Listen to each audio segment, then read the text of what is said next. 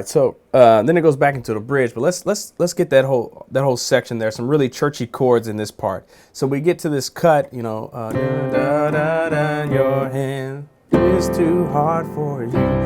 You are more than able. Nothing. So those cut, we start on the 2. Nothing is 1, 5, 6, and then back to and then get to the 4 pretty quick to jump back into rhythm. So da da da da, you're nothing, you are more than able, nothing can catch you. And then 4, 3, 5, and then so da ba da dum ba da da dum. So those notes, I'll break it down. First part, and then the next part. So,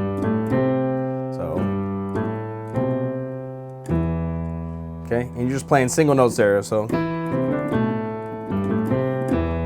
then here we go. So those are the real church chords. Love these chords right here. So we start here. So the bass is G. Okay. And then we go to E. Okay, so I keep my right hand the same. So, okay.